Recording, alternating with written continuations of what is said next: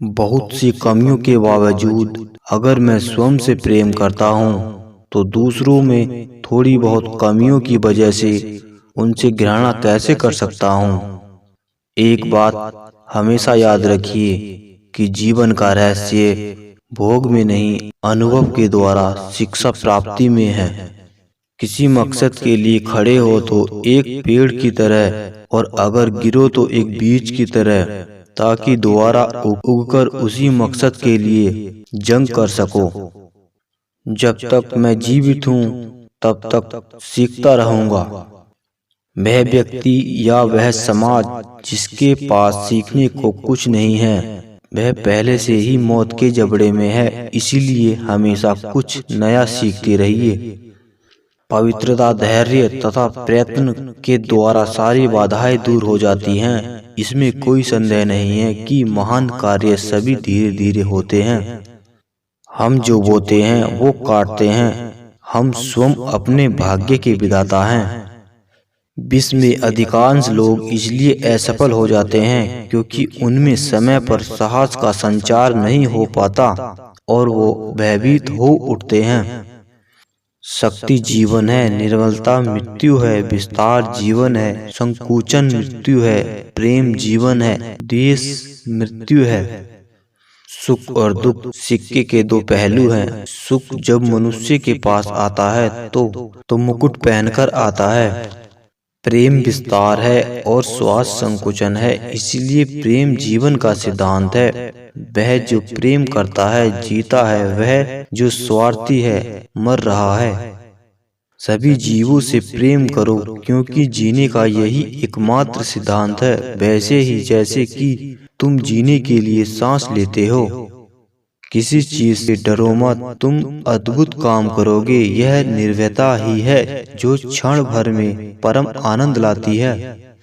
स्वतंत्र होने का साहस करो। जहाँ तक तुम्हारे विचार जाते हैं वहाँ तक जाने का साहस करो और उन्हें अपने जीवन में उतारने का साहस करो। आदर्श, अनुशासन, मर्यादा, परिश्रम, ईमानदारी और उच्च मानवीय मूल्यों के बिना किसी का जीवन महान नहीं बन सकता।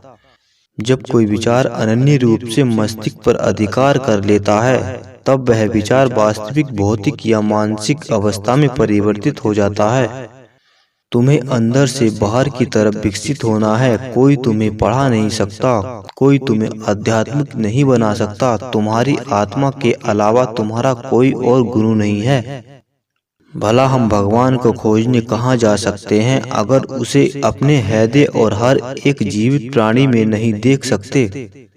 जिस क्षण मैंने यह जान लिया था कि भगवान हर एक मानव शरीर रूपी मंदिर में विराजमान है, जिस क्षण मैं हर व्यक्ति के सामने श्रद्धा से खड़ा हो गया और उसके भीतर भगवान को देखने लगा, उसी क्षण में बंधनों से मुक्त हो गया। हर वो चीज जो बांधती है नष्ट हो गई और मैं स्वतंत्र हूँ।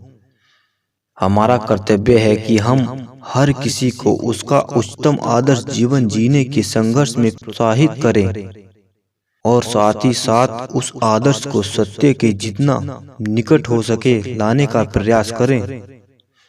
उस व्यक्ति ने अमृत प्राप्त कर लिया है जो किसी सांसारिक वस्तु से व्याकुल नहीं होता।